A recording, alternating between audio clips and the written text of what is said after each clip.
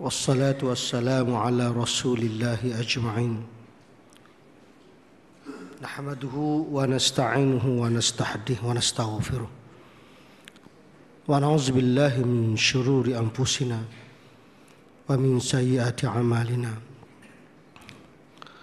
Man yahdihillahu fala mudilla lahu wa man yudlilhu fala hadiya lahu. Asyhadu an la ilaha illallah wa asyhadu anna Muhammadan abduhu wa rasuluh. Arsala rasulahu bil huda wa dinil haq liyuzhirahu 'ala ad-din kullih wa kafa billahi shahida. Rabbi ishrah li sadri wa yassir li amri wa hlul 'uqdatam min lisani yafqahu qawli. Subhanaka la ilma lana illa ma 'allamtana innaka antal alimul hakim.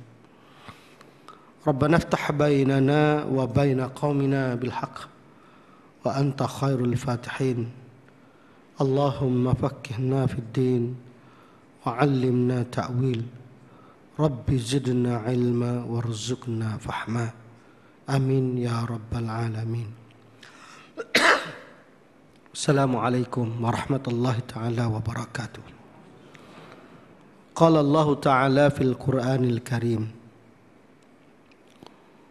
وَلَنَبْلُوَنَّكُمْ بِشَيْءٍ مِّنَ الْخَوْفِ وَالْجُوعِ وَنَقْصٍ مِّنَ الْأَمْوَالِ وَالْأَنفُسِ وَالثَّمَرَاتِ وَبَشِّرِ الصَّابِرِينَ الَّذِينَ إِذَا أَصَابَتْهُمْ مُصِيبَةٌ قَالُوا إِنَّا لِلَّهِ وَإِنَّا إِلَيْهِ رَاجِعُونَ. Shadaqallahul azim. Tuan pengurusi Masjid Surau bersama EJK-nya, Tuan Imam, tuan-tuan dan puan-puan yang dirahmati Allah Subhanahu wa taala. Tamanya dan selama-lamanya kita memanjat syukur pada Allah Subhanahu wa taala kerana Allah masih lagi mengizinkan kita untuk mengabdikan diri kepada Allah hingga ke saat ini. Dan kita bersyukur juga kepada Allah Subhanahu wa taala kerana Allah masih menghidupkan kita sampai ke hari ini. Nak bercakap tuan-tuan ni semua dah alim belaka dah. Nah, kita ni alim dah. Kira alim ni tahu ni alim lah. Saya ni pun ada tuan-tuan kenal, ada tuan-tuan tak kenal. Jika ada jadual kosong tu boleh datang, tak ada kosong tu tak datang. Hari ni pula kebetulan bukan kosong, saja nak datang sebab lama tak datang. Saya ada di PJS, tapi saja rasa nak datang, lama tak datang. Tuan-tuan yang dirahmati Allah Subhanahu wa taala, tak apalah kita ambil ayat yang saya baca tadi. Allah kata setiap walanabluwannakum bisyai'in, Allah akan ujikan hamba dia. Walanabluwannakum bisyai'in minal khauf, dengan rasa takut. Wal ju' dengan rasa lapar. Wa naqsim minal amwal, Allah akan uji kita dengan kekurangan harta benda. Wal anfus, dengan kematian. Wath thamarat, dengan buah-buahan. Ataupun diuji dengan kekurangan hasil mahsul. Wath thamarat wa basyiris sabirin. Dan Allah suruh Nabi Muhammad sallallahu alaihi wasallam sampaikan kepada umat dia, apabila Allah uji dengan 5 perkara ini, wa basyiris sabirin, khabar gembiralah kepada orang-orang yang sabar. Wa iza asabathum musibah, apabila ditimpa musibah, qalu, berkatalah, inna lillahi wa inna ilaihi raji'un. Kita datang daripada Allah dan kita akan dikembalikan kepada Allah Subhanahu wa taala. Tuan-tuan yang dirahmati Allah Subhanahu wa taala, tuan-tuan, kita rasa kita mari atas dunia ni tak nak susah ke? Kita mari atas dunia ni nak senang je. Tak nak rasa susah, tak nak rasa sakit, tak nak rasa payah. tak nak rasa takut, tak nak rasa lapar. Kalau boleh duduk atas dunia ni relax. Hasiban nasu an yutraku ay yaqulu amanna wa hum la yuftanun, kata Allah. Manusia hanya boleh nak, tak adalah nak mengatakan oh saya dah beriman dah sebelum diuji oleh Allah Subhanahu wa taala. Jangan menyangka bahawa Allah tidak akan uji kita. Dan Allah akan uji kita setiap saat, setiap detik, setiap masa kepada kita. Cuma asas ujian Allah Subhanahu wa taala, dia akan uji kita dengan ketakutan. Mari takut. Daripada sekecil-kecil takut sehingga sebesar-besar takut. Termasuk takut bini. Nah, dah takut. Saya beranilah di sinilah. Di rumah takut juga. Nah, kita takut. Benda yang paling besar kita takut ialah kita takut Allah Subhanahu wa taala tidak mengampunkan dosa kita, tidak memberi kita rahmat dan tidak memasukkan kita ke dalam syurga Allah Subhanahu wa taala. Itu benda yang paling besar kita kena takut.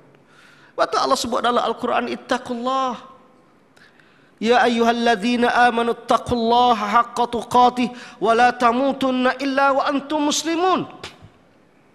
Allah pesan kita jangan kamu mati selain kamu mati dalam beriman kepada Allah Subhanahu wa taala. Takut Allah Subhanahu wa taala masukkan kita ke dalam neraka Allah. Kita rasa amalan kita ni banyak. Kita muka kaki masjid, kaki surau ni, amalan memang hebat tuan-tuan. Dibanding dengan tak mari langsung. Tapi rupanya di sebalik itu, wa qadimna ila ma amilu min amalin faj'alnahu haba'an manthura. Allah selidik satu persatu amalan kita dan Allah jadikan debu seperti debu yang berterbangan. Maknanya Allah tengok amalan banyak amalan, tapi rupanya tak ada nilai langsung. Amalan dia tu bukan kerana Allah Subhanahu wa taala, lillahi taala.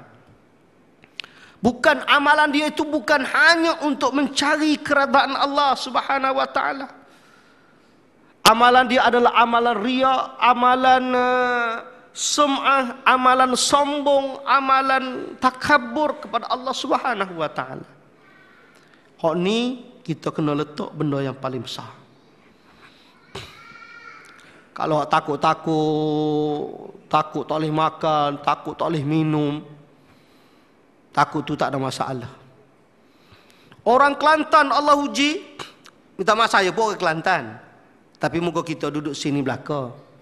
Nah, sini tak ada, tak semua orang Shah Alam belakang, ni orang luar belakang. Nah, tapi pelik saya ni tuan-tuan, bila saya pergi ceramah, sudah ceramah saya cakap, Ustaz sampai bila sini? Sampai mana? Baru je sampai. Oh jauh jalan tu. Aku bukan duduk Kelantan lah. Aku duduk Gombak. Oh gitu pula. Dia ingat aku setiap orang mari tu daripada Kelantan. Padahal jiran sebelah rumah dia pun orang Kelantan. Nah, nak sebut tuan-tuan Allah uji orang Kelantan dengan rasa takut. Takut. Takut. Lo ni tak ada dah hilang dah sifat takut tu. Nah, tak ada dah takut banjir, takut tergelar rumah, takut tak ada apa. Cuma semalam saya dihadiri oleh sahabat daripada Kelantan. Dia kata ada lagi orang berdoa, ya Allah berilah banjir sekali lagi supaya senang kami terima ni sumbangan. Apa barang macam ni? Nah, macam tak ada barang. Dia kalau boleh dia kata nak lagi, dia kata banjir ni supaya ramai lagi orang bagi. Sebab kadang-kadang tuan-tuan rumah dia tu serupa kedai runcit dah. Dulu tiada ada kedai runcit pun, lalu jadi kedai macam kedai runcit. Tuan-tuan yang dirahmati Allah, ini musibah ujian ataupun musibah bala. Saya akan sebut pada tuan-tuan di antara ujian dan bala. Kita kena beringat, ini Allah suruh pesan. Sebab wabasyiris sabirin ini Allah tak bagi kepada ustaz tahu. Khabar gembiralah dengan kesabaran, beritahulah mereka dengan kesabaran. Sabar ni bukan ustaz. Sabar ini di antara orang yang dipilih oleh Allah Subhanahu wa taala. Allah pilih. Nah, tuan-tuan tengok. Rumah balik-balik rumah, tengok rumah tak ada. Tak nangis, tak tepik, tak meraung. Macam nak apa? Rumah tak ada dah, apa tak ada. Macam nak kain semayang, macam nak sejadah, macam nak semayang. Nah, macam nak semayang. Orang suka semayang. Hak lain tu datang daripada Allah Subhanahu Wa Taala, tak apalah, redhalah. Kita tak kena tuan-tuan. Cuba tuan-tuan balik sekarang, rumah tuan-tuan tak ada lagu mana? Wa yazbillah lah. Saya pun tak nak. Saya pun tak mampu. Tapi balik-balik rumah tak ada. Allah tuan-tuan. Itu ujian kepada mereka. Tetapi saya nak sebut ujian yang paling besar sekali.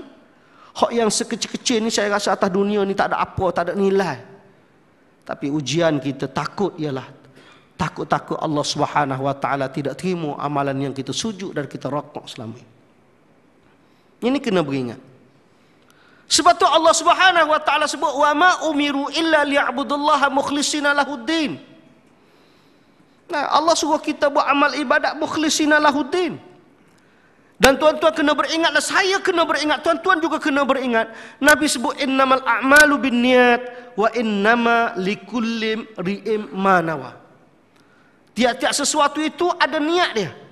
Dan Allah Subhanahu Wa Taala memberi pahala mengikut kadar niat kita dengan Allah Subhanahu Wa Taala. Allah bagi. Kalau kita niat bukan kerana Allah, bukan kerana Allah, kerana Allah ni tuan-tuan, bukan kita buat suatu free dah. Kita buat sesuatu kita nak keredaan Allah. Kita nak rahmat Allah. Supaya ada orang pergi buat kerja lah. Saya lillahi ta'ala, saya kerja ni lillahi ta'ala. Oh, dia ni bagusnya kerja lillahi ta'ala. Mesti tak ambil gaji ni. Orang tak ambil gaji, orang bodoh. Lillahi ta'ala bukan tak ambil duit, bukan tak ambil gaji, bukan tuan-tuan. Lillahi ta'ala saya bekerja lillahi ta'ala, saya nak cari rahmat Allah, keredaan Allah Subhanahu Wa Ta'ala. Mana ada orang buat kerja lillahi ta'ala, tak ambil duit, tak nak tengok duit. Oh tak apa lillahi ta'ala. Pahamu nak naik kereta, nak buh minyak dengan berapa? Dengan berapa pula? Dengan apa? Oh, cakap Kelantan. Mu nak bayar bil elektrik dengan apa? Mu nak bayar telefon, handphone dengan apa kalau semua lillahi ta'ala belaka? Lillahi ta'ala pada pemelasaran kita adalah free. Serupa ustaz mengajar lah. Ini kena saya dah ni. Ustaz mengajar tuan-tuan tak bagi duit lah, contohlah. Pas aku balik nak bayar tu, tak batu tiga kan lagu mana? Saya, lillahi ta'ala ni, kita buat sesuatu, bukan kita tamak dengan dunia, tapi sekadar mana yang kita ada, itu adalah rezeki bagi kita. Dan kita ajar itu adalah lillahi ta'ala, nak cari keredaan Allah Subhanahu Wa Ta'ala. Saya sebut gitu tuan-tuan. Ada anak murid saya, gaji entah dia kata 30,000 ke 15,000 gaji dia.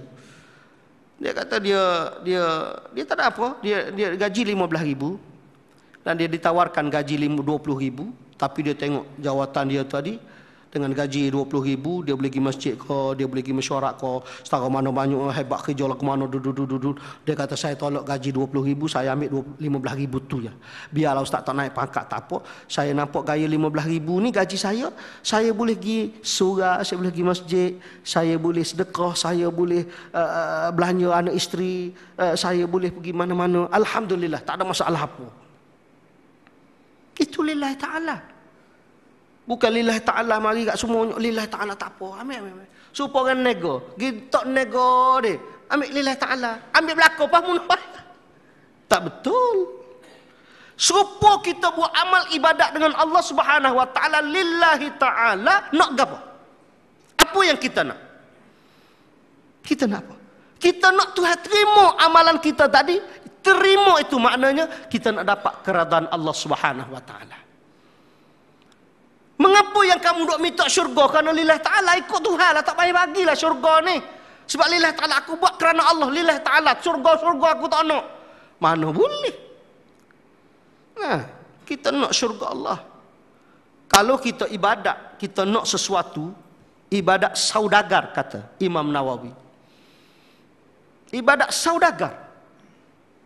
Serupa kita semaya sunat banyak-banyak, nak pahala. Ibadat saudagar. Nah, bila ibadat saudagar ni dia nak Serupa kita dengan Tuhan, hamba ke kuli? Kalau kuli, kita nak benda. Kalau hamba, tak payah. Bagilah apa pun. Bagi makan, aku ambil. Tak bagi lapar, gitu je lah. Ada. Tetapi bila kita buat apa yang disuruh oleh Allah Subhanahu Wa Taala, maka Allah akan bagi kita dengan rahmat dan kasih sayang. Tuan-tuan yang dirahmati Allah. Jadi yang pertama Allah uji kita dengan rasa takut. Nah, jadi hak dunia ni senang. Takut tak boleh makan, takut tak boleh minum. Itu takut biasa. Orang lain tak boleh minum lagi. Takut tak ada rumah, kita ada rumah dah. Orang lain tak ada rumah. Dia kan tak duduk dalam kemah lagi. Hak duduk dalam kemah lagi. Nah, hak duduk dalam kemah. Hak tak pernah duduk dalam kemah. Tuan Haji telefon saya tadi. Ustaz, saya tak ada. Di mana? Di Kelantan, Manik Urat. Nah, Haji Haji Manu. Nah, di situ. Saya minggu ni tak ginya. Tak minggu pergi. Baru ni alhamdulillah pergi juga. Bukan minggu lah, seminggu. Pergi kebetulan dengan Tok Guru tak sihat. Bila Tok Guru tak sihat, saya berangkat pula. Saya balik malam tu pukul 2 pagi. Pagi esok saya berangkat pula pergi ke Kelantan. Daripada Kelantan saya dah lah balik ke Terengganu. Sampai pagi esok Tok Guru hari tu, Tok Guru diisytiharkan. Semua panggil keluarga untuk ialah kira akhir lah. Ahli keluarga dah berhimpun belaka dan saya pun bersama dengan geng-geng ustaz ini pakat kami tak boleh dah naik kereta, kena naik flight, kena pergi cepat yang mungkin. Kami pergi alhamdulillah, Ustaz Ahmad Dasuki ada, Nia Abdul ada dan sebagainya ada, dan sambut kami dan bawa masuk dalam bilik jumpa dengan Tok Guru.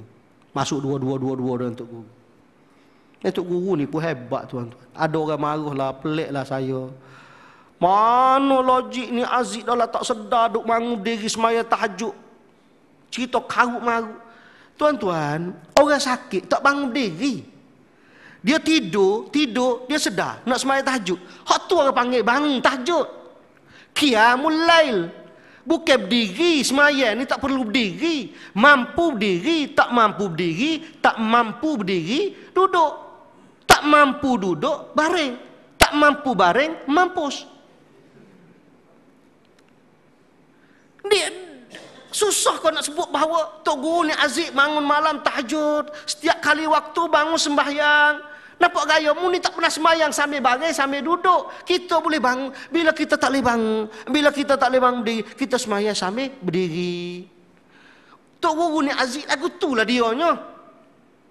Nah, dia bila sedar cukup, sebab doktor tu masa dia bagi taklimat tu saya ada. Doktor bagi taklimat.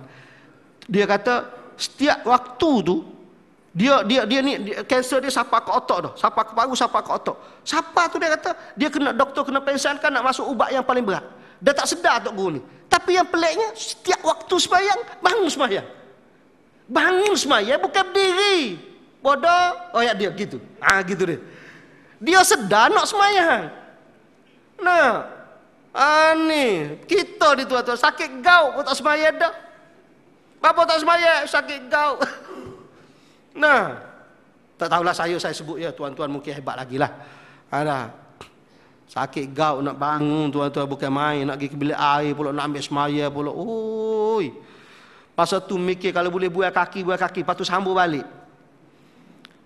Tapi orang bangun malam tahajud. Maknanya kehidupan dia itu takut dengan Allah Subhanahu Wa Taala. Takut dengan Allah. Kita ni tuan-tuan nak bangun tahajud, Allah Rabbi, hok ada kaki, hok ada segap kepala, otak akal ada. Nak bangun buat tahajud tu Allah. Kira pula ada yang kata tahajud ni pukul 3, dia kena bangun pukul 3. Memang hebat dia bangun pukul 3, dia buat ibadat sama siapa pukul 4. Dia terlena bangun subuh pukul 9. Lepas tu saya cakap dulu tuan-tuan, kita tahajud, kalau orang semayang ni, tahajud boleh setiap pagi. Kita set bangun pukul 5. Kita tidur pukul 12. Kita bangun pukul 5. Telajak tu nak warna sekali-sekala, letih benar. Kita bangun pukul 5, tahajud boleh semua dah, tak ada masalah. Setiap pagi.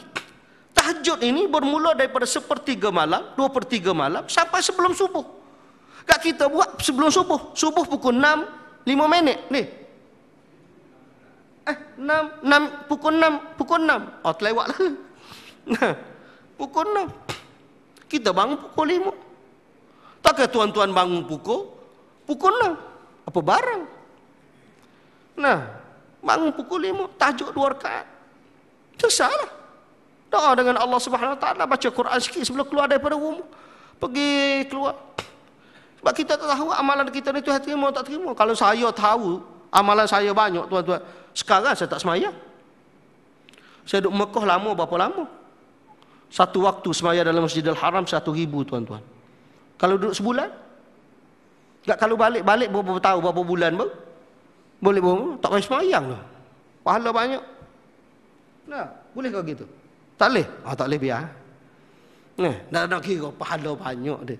Ya, kita tak tahu kita ni pahala. Sebab tu saya kata, takut yang pertama ialah takut Allah Subhanahu Wa Taala tidak menerima dan tidak memberi rahmat kepada kita. Allah uji kita dengan takut, paling besar. Yang kedua, Allah uji kita dengan lapar. Dah, lapar. Tuan-tuan lapar sikit, balik ke rumah tanya, ada nasi? Tak ada bang. Mengamuk bukan main. Nah, mengamuk. Tak boleh, aku pergi makan kedai mamak lah. Lapar. Sebab tu Allah Subhanahu Wa Taala bagi lapar kepada orang mukmin yang paling besar ialah Ramadan. Ramadan. Berpuasa di dalam bulan Ramadan. 30 hari berpuasa. Itu ujian Allah paling besar sekali. Dan kelebihan laginya Allah bagi kepada orang yang tak boleh makan, seperti orang Afrika. Seperti orang-orang miskin mungkinnya. Tetapi Allah uji bagi kita, di antaranya orang yang beriman pada Allah tidak makan setahun sekali, 30 hari. Dan kelebihan yang Allah bagi kepada orang yang lain, mereka tak boleh makan seumur, tak ada rezeki, kurang. Itu lapar. Dan ini Allah uji kepada mereka. Allah uji. Supaya baru ni tuan-tuan sahabat kita di Kelantan 2-3 hari tak boleh makan. Saya jumpa dengan sahabat yang baru mari daripada Kelantan, dia tunjuk orang ni lah tak boleh makan 3 hari duduk atas bukit suami isteri. Ada dengan dia ni Maggi, ada 3 kotak Maggi, duduk selama 3 hari atas bukit, lari daripada banjir tu, rumah dia tenggelam, dia repih Maggi, suap ke mulut anak. Nak bagi belakang ada dekat dengan 400-500 orang. Terpaksa lah sorok-sorok suap ke anak je. Dia pun ambil sikit, suap ke anak. Oh sayang ayah. Hebat ayah. Takut anak lapar. Biar ayah tak lapar. Ayah lapar tak apa. Anak-anak jangan lapar. Suap. Slow-slow. Suap. Nyorok. Suap ke anak. 3 hari Allah uji tuan-tuan.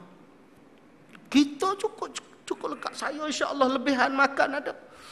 Nah. Saya tak cukup sepinggan, 2 pinggan. Saya boleh tambah. Nah. Kita makan dengan lauk macam-macam. Saya bawa pergi budu tuan-tuan. Budu daripada Kelantan. Tapi saya beli daripada NSK Selayang. Orang Kelantan tak tanya budu daripada Kelantan ke daripada Selayang. Kita bawa pergi budu dalam 500 botol lebih kurang. Tak ada satu orang pun tolak budu. Saya mikir, ya Allah, orang Kelantan. Yalah kita pun Kelantan juga. Saya balik hari tu tuan-tuan. Saya cakap isteri, saya tak nak makan lauk-lauk ni semua. Saya nak makan nasi dengan budu je. Isteri saya berbubuh budu sikit. Adalah budunya. Walaupun isteri saya tu orang Pahang. Isteri yang pertama dan terakhir. Pahang. Nah, yang kedua tak lagi. Tunggulah. Nah, bubuhlah 5 nipis, lada dan sebagainya. Saya makan dengan budu tuan-tuan. Allah nikmatnya, sedapnya. Saya menghayati orang makan budu. Sebab kita duk makan nasi sedap, kita duk makan macam-macam tuan-tuan. Saya sekali lagi, saya duk mikir kalau saya pergi lagi minggu-minggu depan ke, saya nak cari buah jering, buah kedah. Nak cari buah jering, nak cari buah kedah, asim sebanyak mana, nak bagi ke dia. Nak try tengok orang Kelantan tolak ke tak? Tak tolak. Nah, lapar Allah uji tuan. Saya nak mikir buah jering kali ni. Saya nak pergi pasar borong nak tengok berapa yang ada jering sekarang. Kita bubul lah dalam 10 biji, 20 biji dalam satu plastik tuan-tuan. Oh, itu dalam keadaan mereka begitu. Maknanya Allah uji dengan rasa lapar. Walanabluwannakum bisyai'in minal khauf wal ju'. Lapar. Wa naqsim minal amwal. Allah uji kita dengan kekurangan harta benda kita. Allah uji kita. Nah, sebab tu orang beriman dengan Allah, apa yang mari di depan kita dengan rasa susah, jangan anggap itu bala. Kita anggap itu adalah ujian Allah Subhanahu wa taala, dan apa yang susah datang kepada kita itu, inna lillahi wa inna ilaihi rajiun wa'jurni fi musibati wa akhluf li khairan min ahli. Hak Nabi ajar, hak Allah ajar, inna lillahi wa inna ilaihi rajiun. Tengok macam Abu Salamah. Abu Salamah dengan Ummu Salamah ni tuan-tuan, suami isteri yang sangat, orang tua di Madinah yang sangat mencintai Nabi sallallahu alaihi wasallam. Sayang sungguh dia kepada Nabi. Dia mencintai Nabi sungguh. Kuliah-kuliah maghrib Nabi tak pernah ditinggal. Nak bersama dengan Nabi. Akhirnya tuan-tuan, Allah ambil takdir Abu Salamah meninggal. Isterinya sedihlah, suami tak ada tempat bergantung. Nah, agak ke kerja Abu Salamah, isteri duduk di rumah.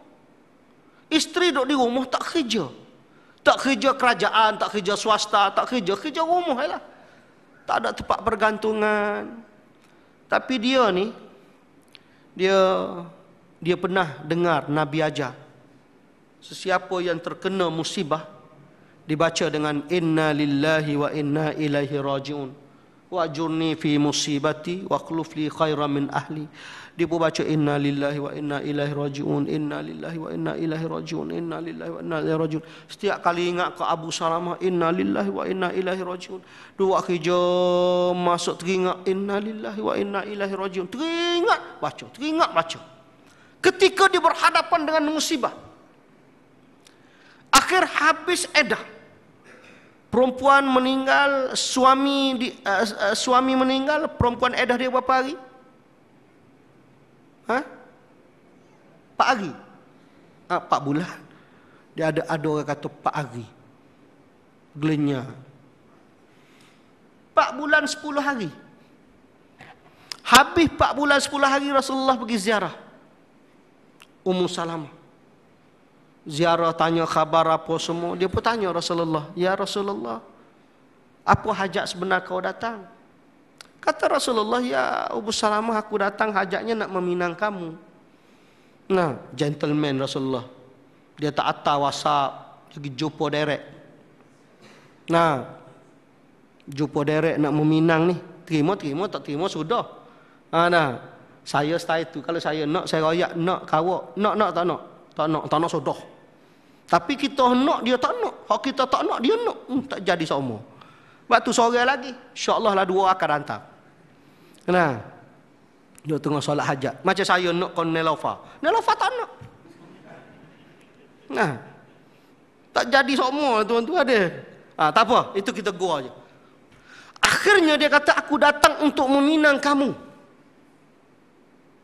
Kata ke Ummu Salamah, ya Rasulullah, aku ni dah tua. Kata Rasulullah, mu tua, aku tua.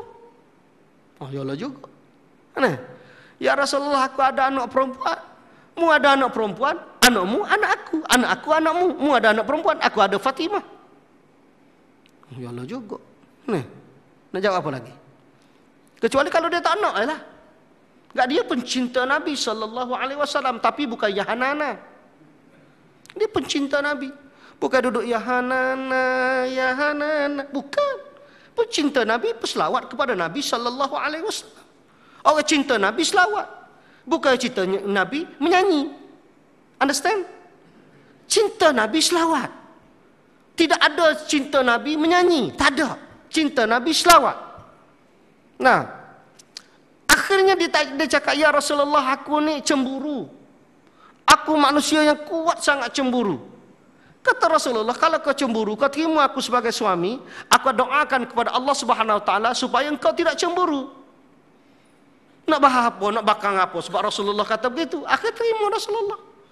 Kawin dia dengan Rasulullah sallallahu alaihi wasallam. Akhir dia tanya Rasulullah, ya Rasulullah, adakah aku dulu sayang sangat ke Abu Salamah? Tapi bila aku sedih, aku baca apa yang diajar oleh kamu, inna lillahi wa inna ilaihi rajiun wa'jurni fi musibati wa akhluf li khairan min ahli. Adakah Allah ganti apa yang Abu Salamah tak ada, Allah gantikan yang lebih baik daripada itu dengan diri engkau? Kata Rasulullah, ya. Tu tuan-tuan, diajarnya. Enggak, sebab tu tuan-tuan, bila isteri meninggal, perbanyakkan baca. Suami meninggal, isteri kena baca inna lillahi wa inna ilaihi rajiun. Suami bila isteri mati, alhamdulillah. Nak bala tu, nak bala. Nah, maknanya tuan-tuan, itulah kalimat yang diajar oleh Nabi sallallahu alaihi wasallam. Kekurangan harta benda itu, hilang harta benda itu, dibacanya inna lillahi wa inna ilaihi rajiun. Nah, kita ni tengok, sahabat saya duit, orang kampung mana urai tuan-tuan, duit nego, bukan hari-hari pergi bank macam kita. Duduk mana urai, bank Kuala Kerai. Orang kampung nego, takkan duit tu nak pergi letak dalam bank, petai-petai pergi bank tutup. Dia letak dalam almari, capuk dalam almari. Bila mari banjir, tak ada duit, tak ada selas pinggang tu. Tak ada apa-apa, tak ada harta, miskin, apa ke dana. Disebut berapa ke dana. Ada seorang tu, rumah dia besar. Rumah besar, banjir tenggelam habis. Jadi lepas pada banjir tu, orang lalu depan rumah dia tak berhenti tuan-tuan. Bukan rumah besar. Adalah hamba Allah seorang berhenti. Jiran saya tu dia sebut. Haji ni dia kata dia berhenti. Dia kata tak apalah, kita berhentilah. Berhenti tanya tu bukan nak bagi barang. Berhenti tanya tu bukan nak bagi barang lah, nak tanya khabar je. Assalamualaikum. Salam. Sini kena banjir juga. Meleleh lalu air mata. Nangis dia. Dia kata inilah pertama kali dia kata kami terima kunjungan orang. Saya ni orang tengok rumah besar tapi saya tak ada apa-apa dah. Tak ada apa-apa. Saya miskin serupa dengan orang.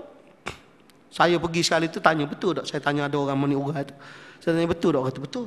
Dan dia alah balik kami daripada Dabung tu, dia tunjuk ni rumah anak dia. Rumah anak dia apa besar tuan-tuan. Kaya orang Kelantan ni rupanya. Nak kaya orang Kelantan. Rumah dia tak ada apa satu tu. Bagilah makanan. Lepas pada tu baru orang bagi makan. Terima.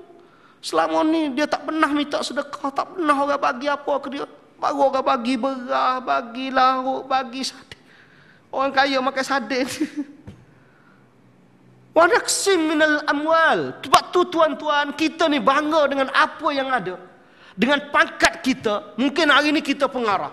Mungkin besok kita tidak pengarah. Hari ni kita bangga dengan duit kita banyak, dengan duit kita berjuta-juta di bank di mana. Mungkin esok kita sudah tidak ada apa-apa. Kita tidak tahu apa rahsia Allah besok hari. Seperti Allah sebut dalam surah Luqman. Innallaha indahu ilmus sa'ah wa yunazzilul ghaith wa ya'lamu ma fil arham wa ma tadri nafsum ma za taksibu ghadan wa ma tadri nafsum bi ayyi ardin tamut. Kita tak tahu 5 rahsia Allah ni. Pertama apa? Kiamat. Ini 5 rahsia Allah yang kita tidak tahu tuan-tuan. Kiamat bila nak mari? Ni orang putih duk target pula. Kiamat 2015. Hak mu duk target 2013 dulu tak kiamat-kiamat. Nah, 2014 dulu belaga gapo lah dengan macam-macam. Siapa menakutkan orang? Tak ada berlaku pun. Sebab tu Nabi aku ni bijak tahu. Nabi aku ni pandai, Nabi aku ni hebat. Tapi bila ditanya oleh malaikat, bila kiamat nak berlaku Muhammad? Aku tak tahu, serupamu tak tahu, aku tak tahu, dia jawab kau Jibril. Oh kalau begitu, kata ke Jibril, ini pakai skrip saya lah, skrip saya. Hadis tu adalah. Makna dia kata kalau begitu, mu tunjukkan tanda-tanda kiamat. Bila tunjuk tanda kiamat baru Nabi cakap orang anak anak lebih hebat daripada dijadikan ibunya sebagai hamba abdi. Deh menjadi tuan, anak menjadi tuan. Lepas tu orang miskin menjadi kaya raya. Dulu pengembala kambing, sekarang dah hebat-hebat belaka. Tengok macam di Mekah. Dah, di Mekah, kaya belaka tepi-tepi Mekah tu. Ya peliknya tanah orang Melayu pun ada di Mekah. Macam mana Mekah ada tanah orang Melayu? Orang Melayu duk balah fight dengan Arab ni. Sikit lagi tuan-tuan, orang Perak ni anak murid saya sendiri duk fight dengan Arab. Sikit lagi dia kata dia dikaya lah dia. Sebab bukan 1 billion dia dapat. Bukan 1 billion dia dapat. Saya kata kalau begitu adalah aku 10%. No problem. Nah, saya 10% je. Orang lain 20%. Nah, Maknanya tuan-tuan yang dirahmati Allah Subhanahu wa taala, wa naqsim minal amwal. Allah sebut lagi, innallaha indahu ilmus sa'ah wa yunazzilul ghais. Hujan turun, rahsia Allah. Kita tak tahu hujan turun bila, yang kita tahu hujan sudah turun. Nah, hujan sudah turun, Ramli. Hujan turun. Kita tak tahu, oh, hujan turun weh, pakai baju siap. Dak. Hujan telah kena pada kita. Itu di antara rahsia Allah. Hak tu pun kita tak boleh lawan Allah Subhanahu wa taala dah. Wa ya'lamu ma fil arham. Kita tidak tahu apa yang ada di dalam rahim orang perempuan. Nah, dalam rahim perempuan mana kita tahu? Kita tahu dia perempuan dan dia ada rahim orang perempuan ini. Dan kita tidak tahu apa yang ada di dalam rahim dia tu. Kita tak tahu. Yang kita tahunya bila kita nikah, dia dapat anak. Itu anak tu dah apa? Dalam rahim. Sebab tu orang perempuan yang ada rahim, kita tak ada rahim. Yang kita adanya rahim no. Mana? Rahim ma'ruf. Sebab tu Allah sebut rahim. Nama Allah ialah rahim. Dan Allah muliakan orang perempuan dengan nama rahim. Tak ada perut bodoh, perut lebih, perut kurang. Tak, sebut nama rahim. Allah nama sifat nama Allah nama rahim. Nah, atau Allah muliakan orang perempuan. Patut Allah bagi kemuliaan pada orang perempuan ini, kemuliaan dan kebesaran Allah. Kemuliaan dan kebesaran orang perempuan itu sendiri. Perempuan itu sendiri ada kemuliaan dan ada kebesarannya. Okey, habis itu. Wa ma tadri nafsum maza taksibu ghada. Kita tidak tahu apa yang akan berlaku besok. Tuan-tuan tengok jadual tuan-tuan penuh. Saya esok jadual macam-macam jadual saya esok. Tapi saya tak tahu apa yang akan berlaku besok. Batu ada orang malam ni dia mari masjid pagi esok maklum-maklum dah meninggal. Nah, dah meninggal. Kadang-kadang orang pergi Kelantan berlaga aksiden mati sana. Macam-macam. Atau kencing manis, darah tinggi. Nah, kalau kita tahulah nak mati senang tuan-tuan. Senang. Nak mati bila? Tengok orang ni geletak, dia ni nak mati. Tapi kita tak tahu bila dia nak mati. Tak kita mati dulu. Nah, wa ma tadri nafsum maza taksib ghada. Wa ma tadri nafsum bi ayyi ardin tamut, kata Allah. Dan kita tidak tahu di bumi mana kita akan mati. Kita tak tahu. Ada orang pergi ke Mekah mati Madinah. Ada orang pergi Mekah sampai di Mekah. Ada orang pergi ke Madinah mati di Madinah. Ada orang mati Mekah dalam ihram. Haji tak ada buat tapi pahalanya dah dapat dah. Ada orang yang selepas pada haji baru mati. Mati di macam-macam mati. Ada dulu wakil rakyat mana dulu mati di Indonesia. Nah, bukan wakil rakyat, orang UMNO. Tak ingat mana mati. Mati di Indonesia.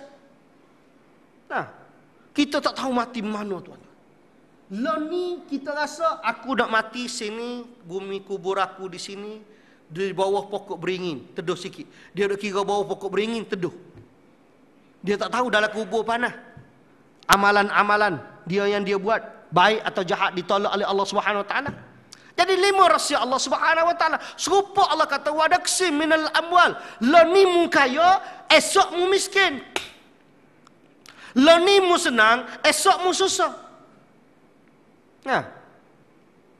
Lah ni mu boleh semayang, esok mu malah dah semayang. Tanda-tanda Allah benci.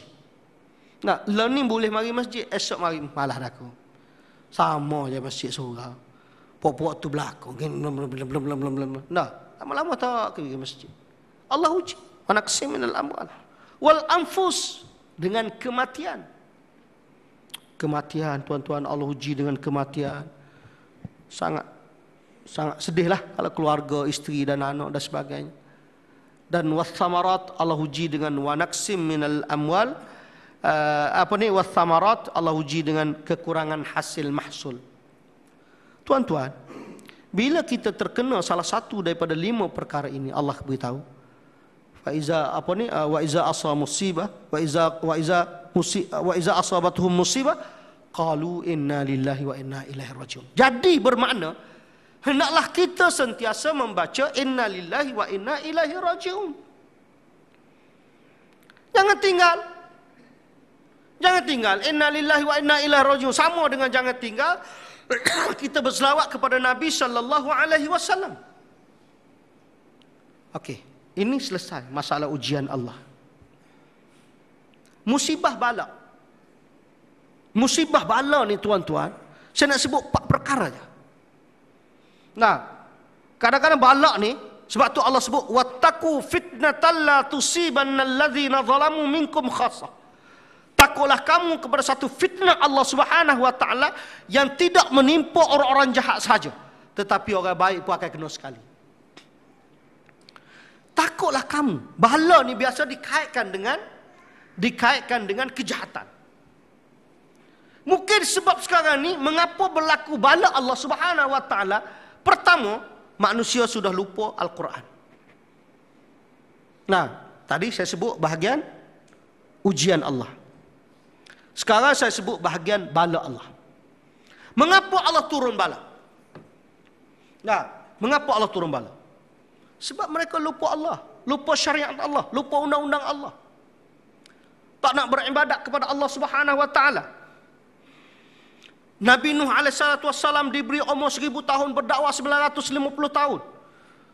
Berdakwah 950 tahun tuan-tuan, dengan matahari yang ada inilah, bumi yang ada inilah, 950 tahun. Saya balik Mesir 20 tahun baru tuan-tuan.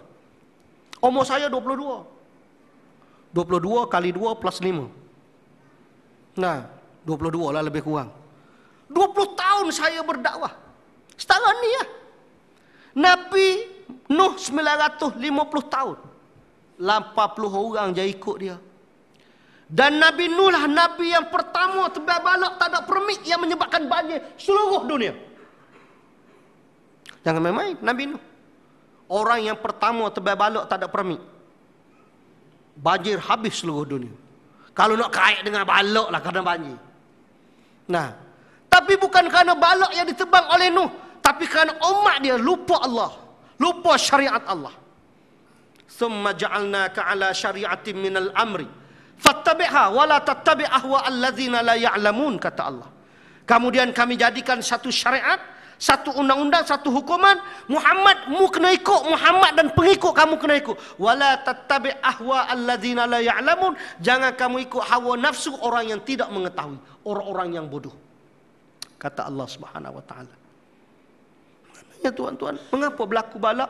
Sebab tidak ikut Quran, tidak ikut tidak beriman dengan Al-Quran. Quran kata ikut syariat, tak ikut syariat. Cuba kita dak lawan hudud. Hudud datang daripada Allah. Wa tilka hududullah, ini adalah hukum Allah. Dia persoal, dia permain hudud Allah.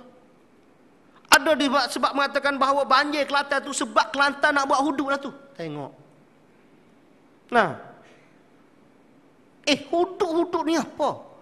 Hudud bukan hudud, dia hukum syariah. Dalam hukum syariah tu adalah hudud yang pertama. Az-zaniyatu waz-zani fajlidu kulla wahidin minhuma mi'ata jaldah. Penzina perempuan, penzina lelaki, kedua-dua kena rotan 100 kali. Allah suruh rotan. Ini ada Menteri Tino seorang tak bagi rotan. Faham dah ni? Ada menteri perempuan seorang tak bagi rotan. Nak rotan anak perak lah ni tuan-tuan. Tapi saya tengok orang duk viral dalam FB, dalam Facebook. Kalau tak boleh rotan, aku letak tukul. Ayalah juga cerdik orang Melayu ni. Kan? Anak dia duk menerak, 3 orang duk pakai tukul. Suruh anak dia ngaji. Dah tak bagi rotan. Jadi kalau dia tekuk, kata saya tidak rotan, saya pukul dengan tukul. Ayalah juga. Nah, kalau seorang tu anak nak ngaji, pegang dengan selipar, serupa juga dia. Jadi maknanya tuan-tuan yang dirahmati Allah, Allah suruh rotan 100 kali. Ada yang mengatakan bahawa kalau rotan 100 kali, mampu anak orang. Tengok, permainkan hukum. Dan ini juga di antara asbab yang Allah Subhanahu wa taala nak turunkan bala. Kalau dah bodoh, tak usah lawan Quran. Kalau dah bodoh, bukan saya kata tuan-tuan. Kalau kita dah bodoh, tak reti Quran tu apa, makna Quran tu kita tak tahu, jangan lawan. Bukan setakat kita dikatakan bodoh, kita kafir dengan Allah Subhanahu wa taala. Al-mira'u fil Quran kufrun. Ragu dengan Quran menjadi kafir kepada Allah Subhanahu wa taala. Ini hukum tajwid pun tak tahu. Nah, hukum tajwid pun tak erti. Lagu mana nak lawan ayat-ayat Allah Subhanahu wa taala? Sebab tu manusia ni dia mampu lawan Allah dengan mulut, tapi dia tidak mampu lawan bala tentera Allah dengan tentera-tentera Allah Subhanahu wa taala. Hebat manusia, dia mampu lawan Allah dengan mulut dia. Sedangkan mulut dia khalaqal insan, Allah yang ciptakan dia. Tapi dia mampu lawan Allah dengan mulut yang Allah ciptakan dia. Tapi dia tidak mampu lawan Allah dengan bala tentera Allah. Siapa bala tentera Allah? Fa'arsalna alaihimut tufan wal jarad wal qummala wad dafadi wad dam ayatin mufassalat. Bala tentera Allah yang Allah sebut saja terdiri taufan, belalang, katak puru, kutu, darah, banjir, air, banyak. Itu di antara bala tentera Allah. Dan banyak lagi tentera Allah. Panas, sejuk. Nak bala tentera Allah. Ada bala tentera Allah yang 10 orang pemuda yang nak membunuh Nabi sallallahu alaihi wasallam ketika Nabi nak malam hijrah Nabi ke Madinah. 10 orang pemuda pergi keliling rumah Nabi. Nabi ambil tanah, Yasin wal Quranil Hakim innaka laminal mursalin, sampai kepada ayat wa ja'alna min baini aydihim saddan wa min khalfihim sadda fa aghshaynahum fahum la yubsirun. Balik ikhtiar Nabi. Ikhtiar Nabi. Maka di saat itu Allah Subhanahu wa taala menghantar bala tentera dia. Nah, gapo dia? Mengantuk. Supaya Allah hantar kat tuan-tuan lah ni lah. Orang nak mengajar dia tidur. Contoh. Ada. Bukan tuan-tuan lah. Makna 10 orang tu gagah perkasa, tapi mengantuk mari dia duduk atas putih mata tuan-tuan, tak larat nak akak mata. Rasulullah lakah, biarlah. Nah. Wa ja'alna min baini aydihim saddan wa min khalfihim saddan fa aghshaynahum fahum la yubsirun. Dan tuan-tuan baca bila lari laju kereta, tuan-tuan apa boleh buat roblok. Tuan-tuan baca. Tika jadi dia puji, tika tak jadi, tak jadi pun aku baca wa ja'alna tak jadi juga, tak yakin. Dah masa tu baru baca. Masa tu baru percaya ke Tuhan. Nah, macam saya ni semua okey, terlepas semua. Kenapa laju sangat ni? Cik, saya lewat mengajar. Padahal baru sudah mengajar. Muka kita jenis bawa style lewat semua. Tapi saya menipulah. Saya cakap tak apalah, di akhirat nanti saya jumpa dengan polis tu. Tapi payah nak jumpa dengan polis sebab dia banyak makan rasuah. Saya ikut lain, dia ikut lain. Nah. Jadi tuan-tuan yang dirahmati Allah Subhanahu wa taala, ini yang pertama bila bala Allah. Tinggal Quran. Orang lo ni bukan setakat syariat dia tinggal. Baca pun dia tak baca dah Quran. Malah Jumaat sunnah Nabi suruh baca surah Kahfi, dia tak baca Kahfi. Dia pergi baca Yasin. Nah, dalam majlis tu ada tok guru mari sembahyang. Tak suruh tok guru mengajar kerana mempertahankan keyasinannya itu. Sedangkan malam Jumaat Nabi suruh dan pagi Jumaat surah Kahfi. Untuk pertahankan waktu. Baca tak. Suat khabar hari-hari langat. Jiran sebelah rumah saya, tuan-tuan pagi-pagi motor India lah balik. Pung. Suat khabar. Pagi-pagi. Habis. Khatam. Tapi surau tak pergi. Masalah. Tapi bila kita cek. Habis. Nah. Tuan-tuan faham? Tak faham sudah. Jangan tanya. Kalau tanya aku jawab. Nah, maknanya tuan-tuan yang dirahmati Allah Subhanahu wa taala tu dia benar. Baca Quran tu, baca Quran. Orang baca Quran terjaga daripada fitnah lidah, mata, hidung, seluruh anggota terpelihara daripada fitnah-fitnah yang akan mendatang. Nabi suruh iqra'ul Quran fa innahu ya'ti yaumal qiyamah syafi'an li ashabihi. Bacalah kamu Quran. Quran akan datang memberi syafaat kepada orang yang membaca di dunia dulu. Tuan-tuan tak tahu makna. Saya tahu tuan-tuan orang Melayu. Saya lainlah Arab. Nah, tuan-tuan orang Melayu. Kita ni ada kuasanya membaca. Bukan kita faham sangat. Kecualilah kalau ustaz-ustaz yang mengajar tu, dia faham bahasa semua sekali. Bahasa Arab, dia baca Quran, dia faham makna lain lah. Kita ni tuan-tuan, ya Allah baca, nak faham makna pun tak. Supaya kita baca Fatihah lah. Berapa lama dah kita semayang Fatihah. Makna tak ikut-ikut. Tapi kadang Quran tu kita dah, Fatihah tu kita selalu baca Alhamdulillahi Rabbil Alamin, Ar-Rahmanir Rahim. Tak ada nama Alhamdulillah Rabbil Alamin, Maha Suci Allah, Ar-Rahmanir Rahim, Maha Pemurah lagi. Tak ada. Sebab kita Melayu. Nah, tapi baca dulu. Jangan tinggal Quran. Ini baca Quran pun, tadarus Quran malah bulan Ramadan, ya bulan lain tak baca. Ini sebab Allah Subhanahu Wa Taala turunkan bala. Habis itu dulu. Ada lagi dalil-dalil, biar dulu. Yang kedua, simpan tahun depan pula. Tak moga setahun sekali mari kan. Yang kedua, manusia meninggalkan sunnah Nabi sallallahu alaihi wasallam. Allah kata, wa ma atakumur rasulu fakhuzuh wa ma nahakum anhu fantahu. Apa saja yang Nabi bawa mu kena ambil, apa saja yang Nabi larang kamu kena tinggal. Ambil semua ajaran Nabi. Nak tahu ajaran Nabi kena ngaji ilmu, kena ngaji hadis Nabi. Ngaji ilmu tahulah ajaran Nabi, ngaji fiqh tahu ajaran Nabi, ngaji syariat, ngaji usuluddin tahu ajaran Nabi. Ngaji tasawuf tahu ajaran Nabi, ngaji adab, ngaji akhlak, ngaji ilmu alat, semua kita akan tahu ajaran Nabi sallallahu alaihi wasallam. Tapi orang Nabi ajar tak ambil, tak ikut. Dan ada yang dikatakan hanya nak mengikut sunnah Nabi makan nasi dalam dulang. Itu sunnah Nabi. Saya cakap kepada sahabat saya tabligh tuan-tuan. Saya cakap, Syekh, makan nasi dalam dulang bukan sunnah Nabi tau. Marah dia saya, ustaz, jangan buat gurau ustaz. Sunnah Nabi tu. Saya kata tidak. Sebab Nabi tak makan nasi, Nabi makan roti. Oh ya juga. Senyap dia. Mana? Nabi makan roti, Syekh, bukan makan nasi. Entah kalau makan dalam dulang aku boleh terima, tapi kalau makan nasi dalam dulang aku tak boleh terima. Sebenarnya makan apa pun, saya saja gosip dia ya. Nak tahu ya dia. Dia pun tak berjawab. Saya kata, oh dulu juga dia mikir. Jadi entah kalau entah nak ikut sunnah Nabi, entah kena makan roti ya. Nabi makan roti, tuan-tuan. Tuan-tuan sanggup kau nak makan roti? Tuan-tuan makan roti 3 hari, 4 hari mampus. Mana boleh orang Melayu nak makan roti ya? Tengah hari roti, tengah pagi roti, tengah hari roti, malam roti, 4 hari pun ada. Sahabat saya, tuan-tuan, dia nak makan. Dia tak nak makan, dia tak nak makan.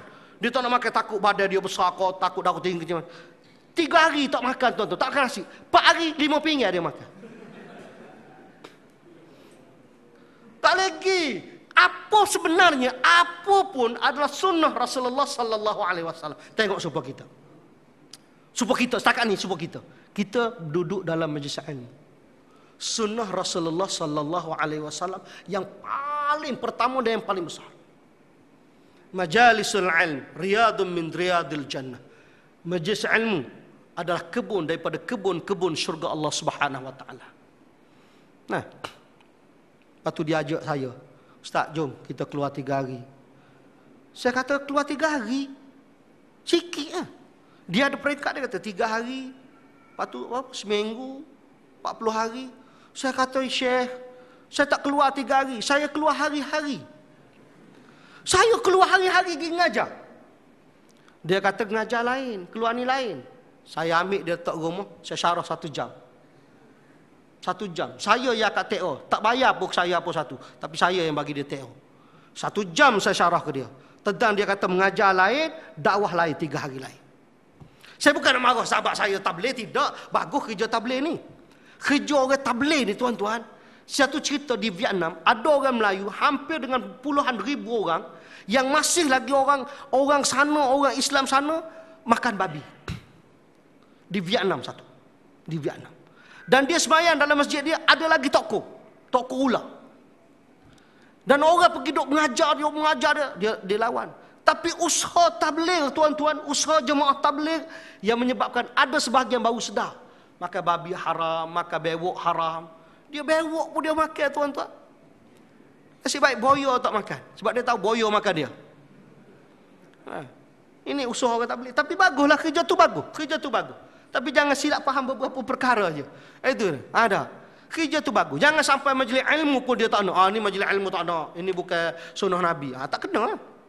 Sedangkan orang yang belajar ilmu inilah sahalallahu lahu bihi tariqan ilal jannah. Allah permudahkan orang yang menuju ke syurga ialah orang yang duduk dalam majlis ilmu. Orang yang belajar ilmu. Kalau orang belajar ilmu tu mudah masuk syurga, hak ngajar masuk dulu. Jangan main-main. Mana boleh tuan-tuan dengan saya, tuan-tuan dulu. Durhaka. Kalau saya masuk lewat tu, makna ada something benda yang tak terlepas dengan Tuhan. Nah, dan saya nak sebut tuan-tuan, hebat umat Muhammad ni, ketika Allah panggil Nabi Nuh alaihissalatu wassalam. Nabi Nuh Allah panggil di depan. Nuh, mari sini. Ketika panggil semua Nabi-Nabi manusia nak hisap di hadapan Allah, panggil Nabi Nuh. Sebab Nabi Nuh paling lama. Duduk depan Allah. Allah tanya Nuh, cakapkan Nuh, Nuh, aku bagi kau umur 1000 tahun. Kau berdakwah 950 tahun. Sebab Nuh kan ulul amri. Ulul azmi, ulul amri pula. Ulul azmi. Tak, Nuh. Lagi ulul azmi. Lagi Ibrahim, Musa, Isa, Nabi Muhammad sallallahu alaihi wasallam. Dia termasuk dalam ulul azmi. Ada. Supaya Nabi kita Nabi Muhammad lebih lagi daripada Nabi Nuh. Lebih daripada orang lain belaka. Nabi Muhammad diuji oleh Allah. Sebab tu kita kena ujian semua tuan-tuan. Sebab Nabi itu sendiri kena ujian. Nabi nak pergi dakwah, orang balik dengan batu. Saya setakat ni tuan-tuan tak terima je. Tak panggil. Tak balik dengan kursi. Baliklah, aku ada karate. Nah, saya tak ada lagi setakat mengajar ni orang tak suka, orang balik dengan batu. Dok tuan-tuan. Setakat orang tak suka, orang tak panggil dah ustaz tu. Jangan panggil ustaz tu. Oh tak apalah tak panggil, dia pun tak panggil. Aku pergi tempat lain. Banyak lagi noknya. Ada. Tapi Nabi Muhammad balik dengan batu. Kapur sendiri, daerah sendiri, main sekali. Kawan-kawan masa kecil dulu main sekali. Hak tu balik dengan batu. Hak tu perancang balik Nabi dengan batu. Suruh budak-budak balik. Okey, balik pada cerita Nabi Nuh. Allah tanya Nuh, aku bagi kau masa panjang, terlalu panjang atas dunia untuk berdakwah. Adakah kau sudah menunaikan amanah kau sebagai Rasul dan sebagai Nabi? Nabi Nuh kata, sudah ya Allah. Ada bukti? Ada ya Allah. Panggil umat kamu. Panggil umat dia pergi depan Nabi. Adakah kamu umat Nabi Nuh? Ya, ya Allah. Aku nak tanyamu, adakah Nuh sudah menjalankan tugas sebagai Nabi? Dok, dia kata. Oh, dok. Sedangkan Allah Maha mengetahui. Kita letak situ keyakinan kita. Allah Maha mengetahui. Kenapa Nuh tidak menjalankan tugas sebagai Nabi? Ya Allah, kalau Nuh menjalankan tugas sebagai Nabi, aku tidak menjadi kafir, aku tidak masuk neraka, ya Allah. Ini perangai manusia mulut di akhirat nanti nak melepas tangan. Tak, sedangkan Nabi Nuh hari-hari pergi jumpa pujuk rayu tuan-tuan, 80 orang yang masuk Islam. Dia kata kalau Nuh buat kerja betul, aku tidak jadi kafir, aku tidak masuk neraka macam ni, ya Allah. Nuh tak buat kerja. Allah kata Nuh, ada lagi saksi yang lain? Ada ya Allah. Panggil saksi itu. Mari saksi itu. Duduk di hadapan Allah. Allah Maha mengetahui. Adakah kamu umat Nabi Nuh? Tidak ya Allah. Habis itu, aku umat Nabi Muhammad sallallahu alaihi wasallam. Tuan-tuan bayangkan, Nabi Nuh dengan Nabi Muhammad berapa ribu tahun? Nabi Nuh dengan Nabi Isa 45,000 tahun dah. Nabi Musa, Nabi Nuh, Adam, Nuh. Ada ulama kata, bukan Adam, Idris, Nuh. Adam, Nuh, Idris. Sebab tu dia Adam yang kedua. Dia panggil Adam Sani, dia panggil. Selepas pada umat Nabi Adam mati belaka, barulah tinggal 80 orang umat Nabi Nuh alaihissalatu wassalam yang beriman pada Allah. Berhenti atas bukit judi. 40 lelaki, 40 perempuan. Nikahlah pokok dia. Menikah duduk tepi atas bukit judi, nampak ada anak, ada cucu, kemo-kemo apa semua. Turun cari. Alah ko India. Alah ko Iraq. Alah ko mana lah, dua-dua tu. Alah ko Khurasan. Sebab tu alah Khurasan tuan-tuan, jenis Afghanistan, Kelantan, semua guru-guru Arab belaka tu. Tu aku malah cerita sejarah dia. Cerita baru tuan-tuan tahu siapa Kelantan ini. Nah. Ini manusia yang pertama. Anda Tiba-tiba umat Nabi Muhammad mengaku nak menjadi saksi kepada Nabi Nuh. Dia tanya, macam mana kamu nak jadi saksi kepada Nuh sedangkan kamu umat Muhammad? Apa jawapannya? Ya Allah, aku baca Quran atas dunia dulu. Aku tadabbur ayatnya, aku faham maknanya. Di dalam Al-Quran kau sudah cerita semua Nabi, kejayaan Nabi dan sebagainya, semua kau, termasuk Nabi Nuh. Dan aku telah mempercayai dan meyakini apa yang diceritakan olehmu ya Allah di dalam Al-Quran itu. Kata Allah, betul. Sadaqta, betul. Masuk syurga. Hak ni masuk neraka. Maknanya umat Nabi Nuh, tuan-tuan, boleh menjadi saksi Nabi-Nabi terdahulu. Kerana apa? Kerana Al-Quran. Itu jangan tinggal Quran. Jangan tinggal sunnah Nabi SAW. Belajar ilmu. Waktu orang belajar ilmu ni, Allah tidak ada nilai di sisi Allah kecuali ganjaran daripada Allah Subhanahu Wa Taala. Cuma saja kita ni buat sunnah belaka dah. Tuan-tuan kena ingat, apapun yang kita buat adalah sunnah. Sunnah Nabi. Kita balik ke rumah karang, tuan-tuan main dengan isteri, main dengan anak. Kan Nabi kata kita tengok isteri pun gugur dosa. Tengok, pegang tangan dia, terima kasih sayang. Selama ni kau menjadi isteri aku bertahun-tahun. Walaupun sekali-sekala kena penyepak, kena penapa pun minta maaf banyak-banyak lah. Tapi kau bertahan dengan aku. Gugur dosa suami. Isteri pun tengok, I love you lah. Tua dah. Gugur dosa tuan.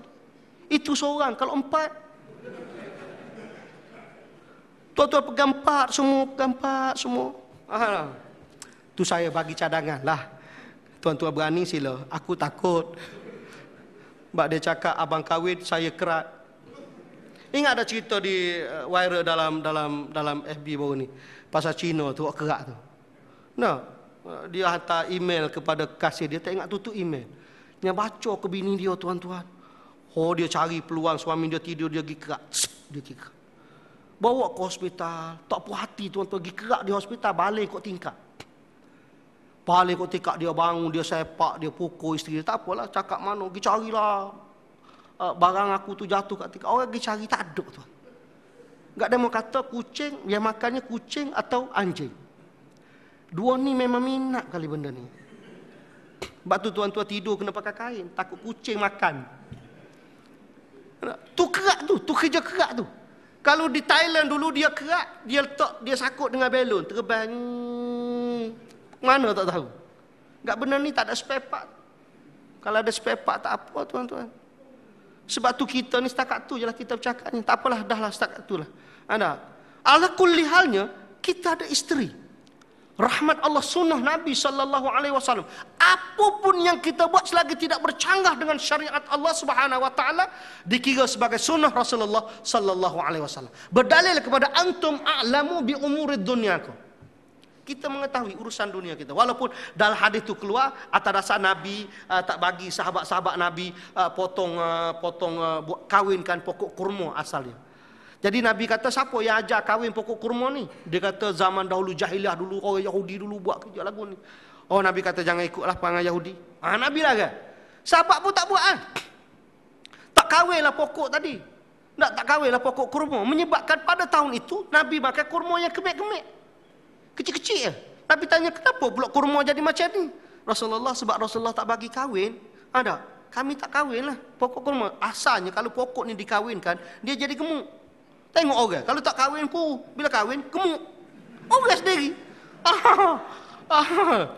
Nabi pun kata, antum a'lamu bi umur dunyakum. Kau mengetahui, buatlah. Serupa kita lah, apa yang kita buat atas dunia ni, selagi tidak bercanggah dengan syariat Allah, kita buat. Nah, serupa tuan-tuan pakai kain plekak, pakai seluar, mari semaya. Adik minta mana? Pakai seluar jing lagi. Mana Nabi pernah buat lagu ni? Dan saya nak sebut, Nabi ni, dia pakai jubah. Sebenarnya, pakaian tu adalah pakaian orang Arab. Ni nak marah kat orang pula tu. Orang Arab. Kecuali kalau Nabi pakai jubah, Abu Jahal, Abu Lahab pakai kok, pakai tie. Pakai topi cowboy. Tapi Abu Jahal, Abu Lahab masa tu, pakai kok, pakai jubah, pakai serban, janggut panjang. Makna pakaian Arab lah. Pakaian Arab lah. Abu Jahal, Abu Lahab tu kira ketua dia. Hak lain. Pakai jubah, pakai serban belakang tuan-tuan. Semua. Dia memang bagus tu. Pakaian Arab. Tapi sebab Nabi pakai, kita kena tertakluk kepada niat dia. Innamal a'malu binniyat wa innama likulli imri'in ma nawa. Itu terletak dia. Kita pakai jubah sekarang ni, kita pakai baju sekarang ni, kita pakai lagu ni sekarang ni, apa pun yang kita pakai, niat kita adalah menutup aurat, maka menjadi sunnah Nabi sallallahu alaihi wasallam.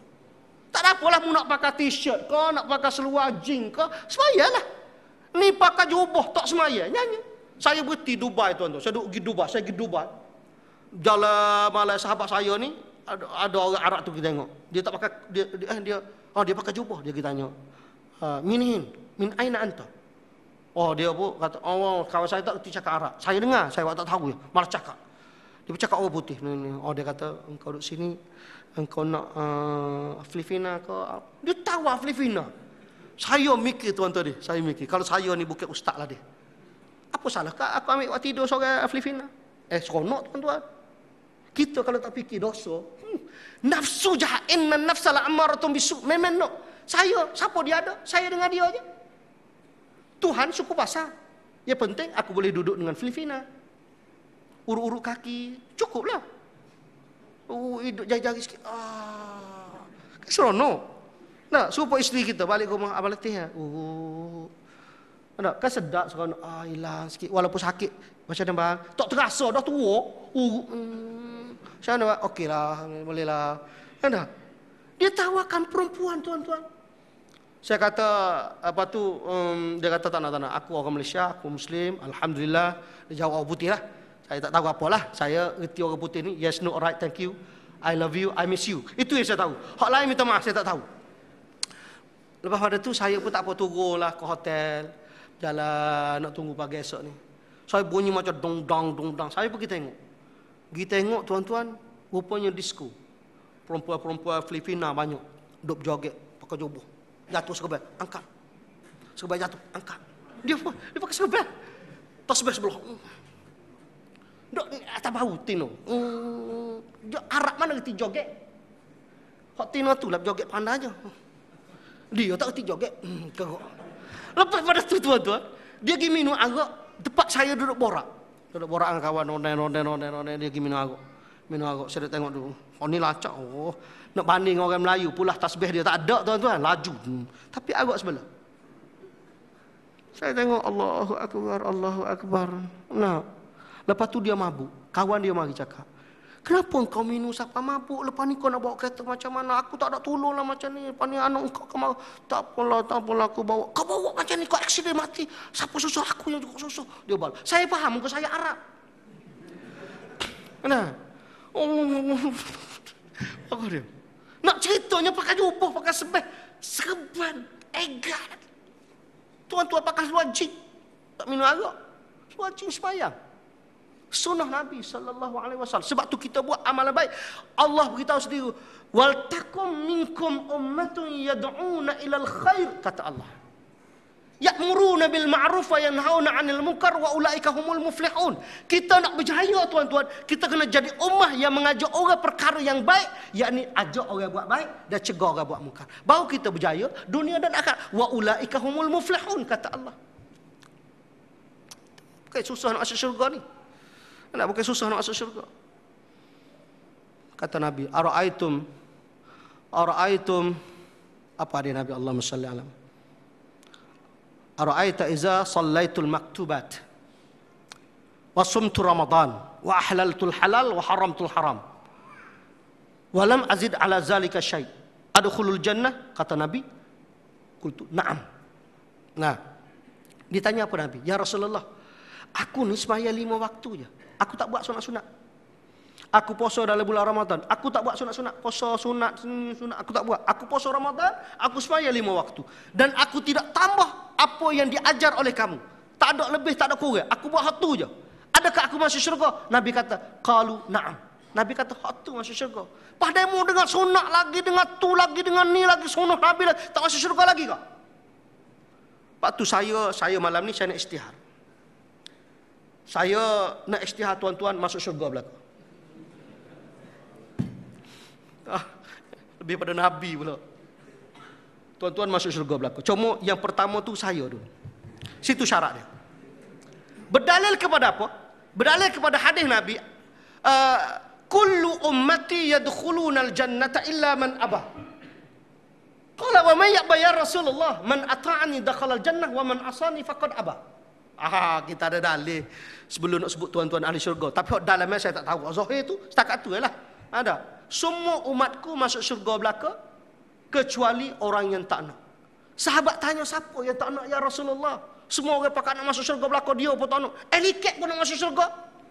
Andai ku pergi dulu sebelummu, ku tunggumu di pintu syurga. Mati lama dah loga tu, tak tahu duk mana. Dia penyanyi dia tu loga nama dia. Betul tak? Jangan main.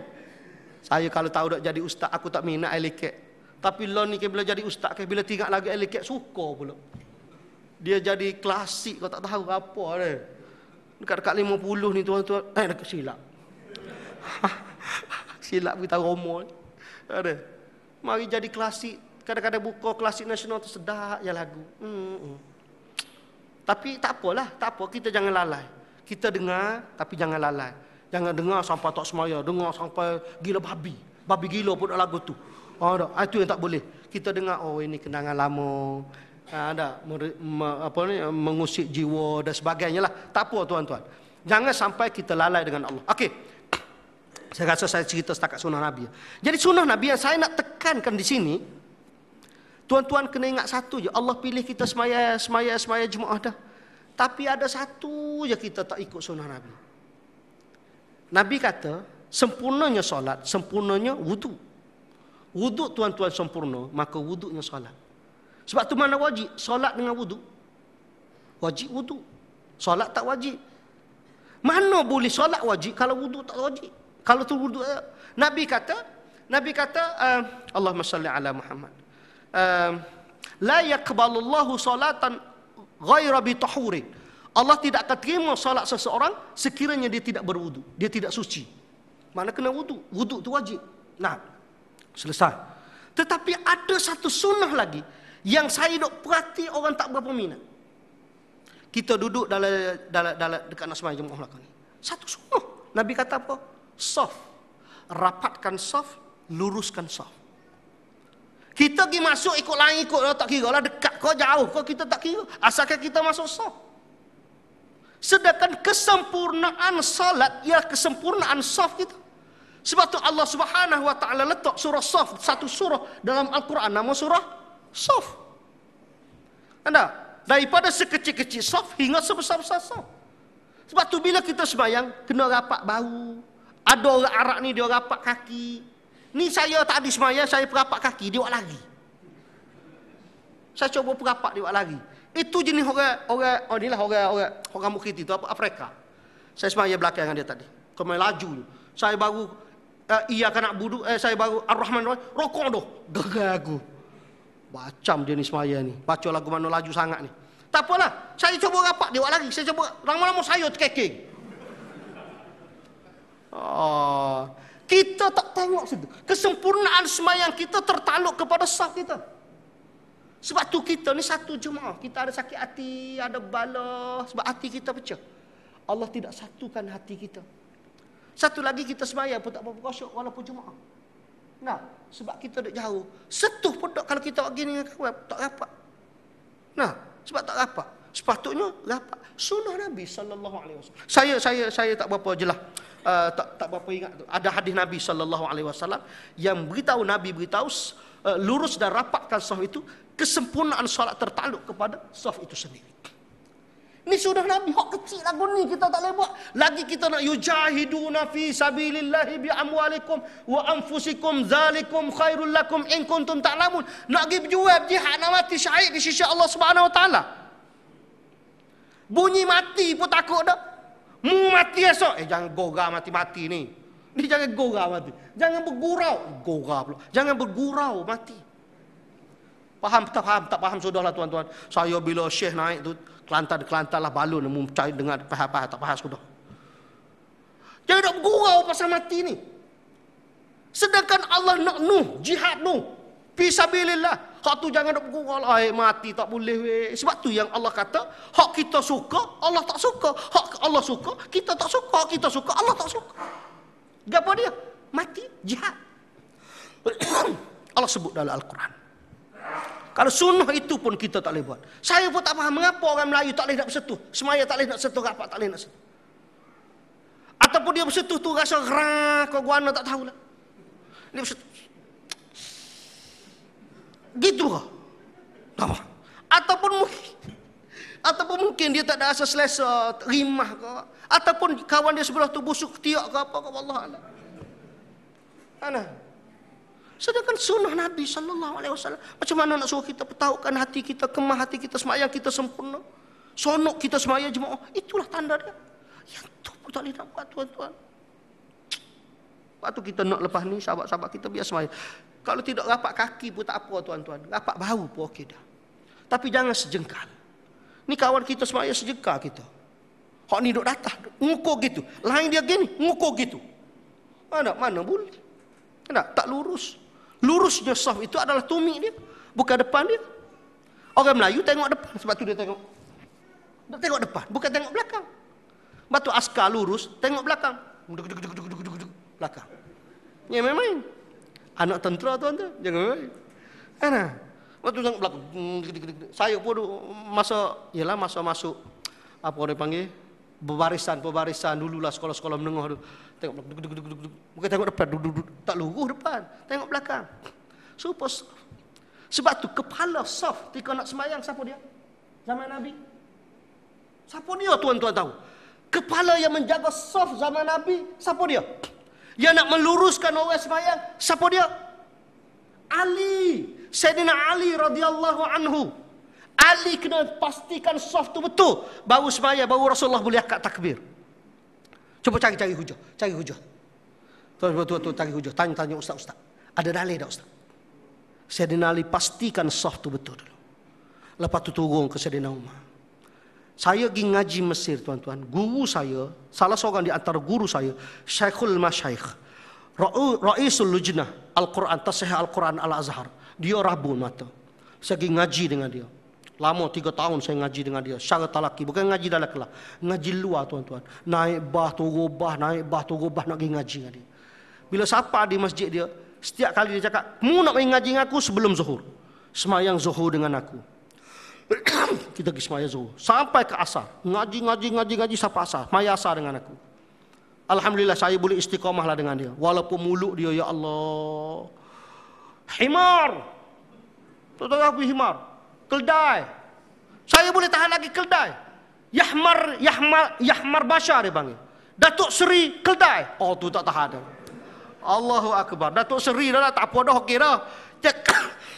Yang kau mau Keldai pula. Dia jalan tu. Dia rabun. Tapi dia jalan tengok lurus. Ada sekali sejarah saya selama 3 tahun ada orang lawan dia. Syekh, nak semayang lah, yang kau nak tengok saf ni apa? Dia pun, engkau nak semayang aku dah? Aku tu imam tau. Aku tu imam. Kalau sah kamu tak betul, aku akan ditanya oleh Allah Subhanahu Wa Taala. Ceramah pula situ. Kita pula Allah Syekh bola duduk. Dalam hati tak berani lawan. Tak serupa orang lain. Nah, kita apa Syekh cara bodoh gitu. Dalam hati kita. Dia, kalau kau tak nak semayang aku, kau keluar. Sekarang ni kalau kau marah aku, semayang kau tak sah. Kau lawan aku, kau tidak. Okey, maaf Syekh. Semayang. Arab. Sebab kita tumbuk tu imam. Orang Melayu. Nah, tapi saya okeylah. Saya ada karate. Tuan-tuan jangan menghampiri dengan cara itu. Jadi tuan-tuan yang dirahmati Allah, setakat tu je sunnah Nabi. Saya nak tekan situ je. Anda biar kita ikut dalam sunnah Nabi sallallahu alaihi wasallam supaya kita semaya berdua. Saya kadang-kadang tengok orang semaya kedua ni dia duduk jauh dengan tu imam. Nah, saya pesan sahabat-sahabat semaya kita semaya berdua dengan dia. Sebab saya selalu bersafir. Biar duduk dekat, rapat tak apa.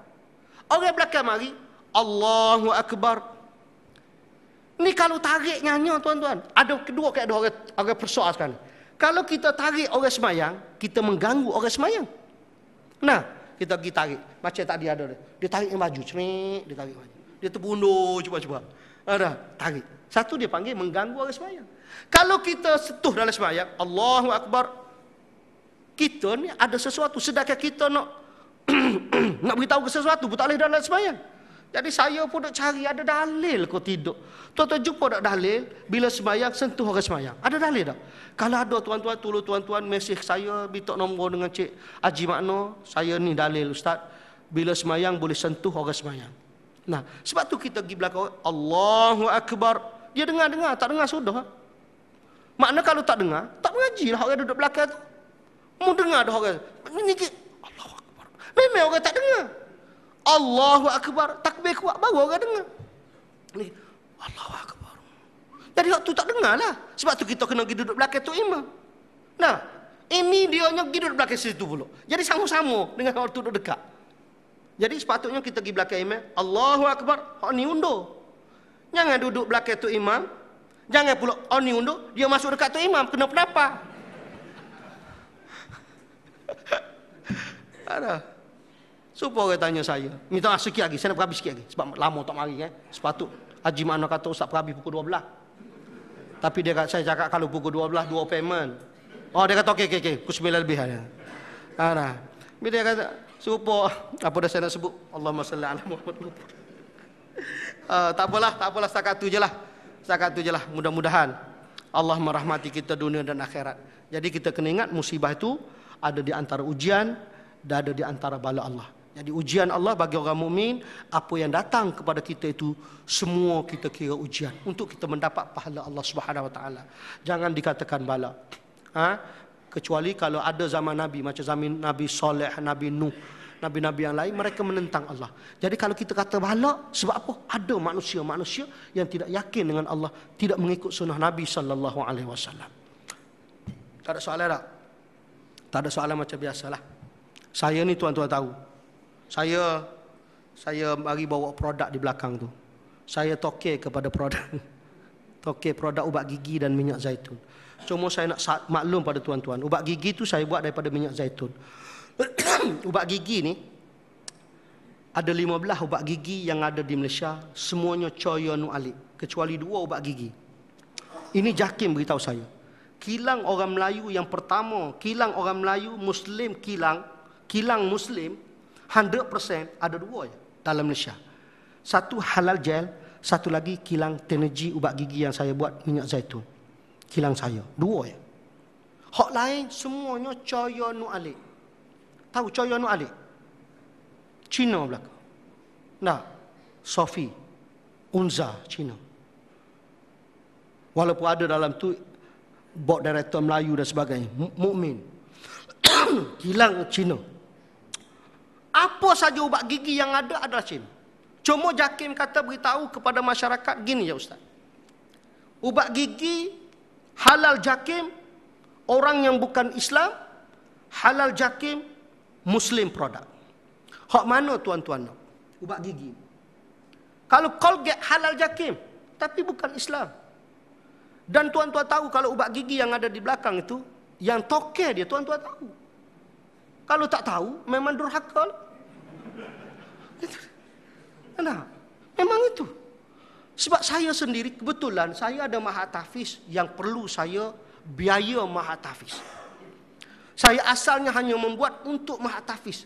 Sekurang-kurangnya saya selesaikan urusan bayar gaji guru dan sebagainya. Niat gitu asal.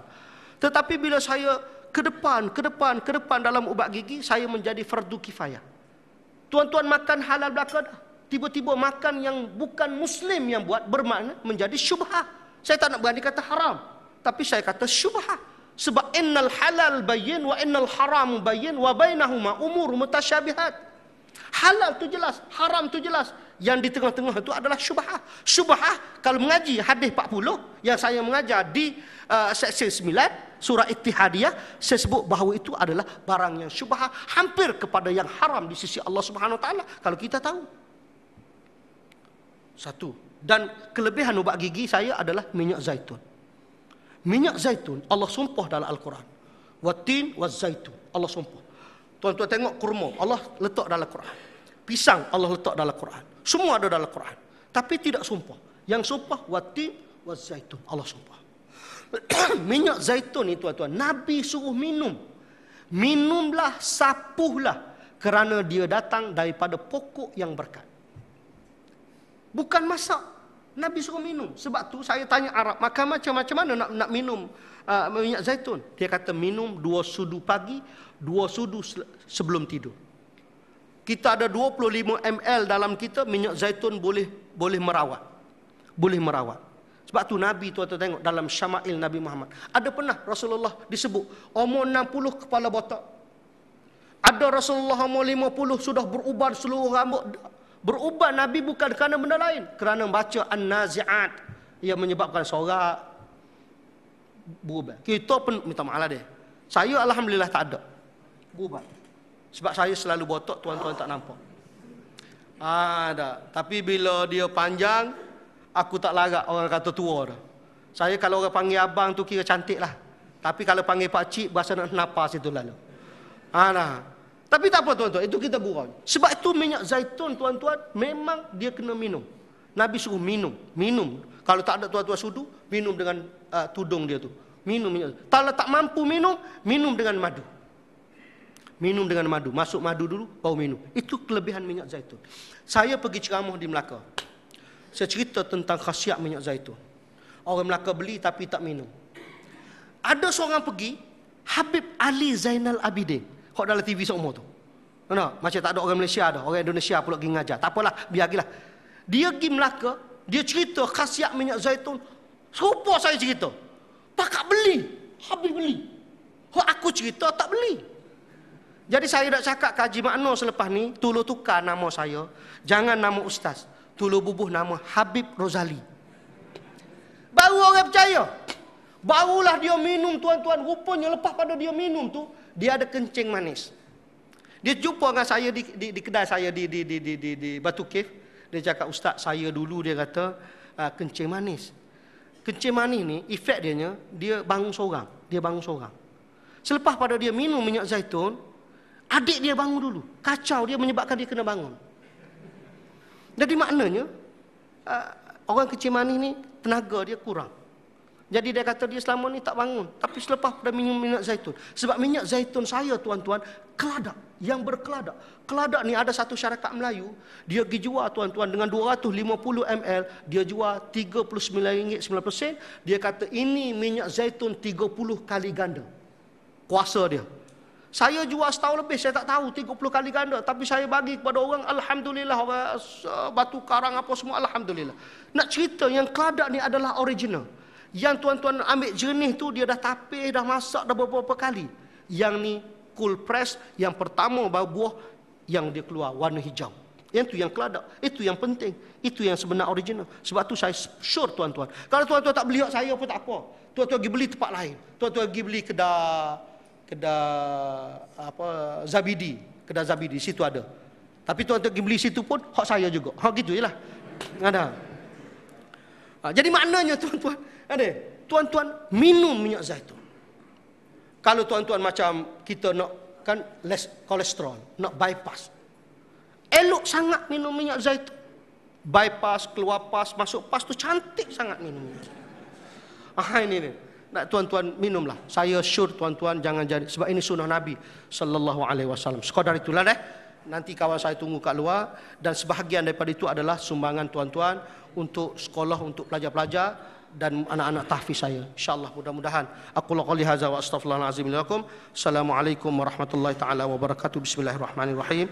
Alhamdulillahirabbil alamin wassalatu wassalamu ala rasulillahi ajma'in. Rabbana atina fid dunya hasanah wa fil akhirati hasanah wa qina azabannar wa adkhilnal jannata wal abrar ya aziz ya ghafar ya rabbal alamin. Walhamdulillahirabbil alamin. Taqabbalallahu minkum.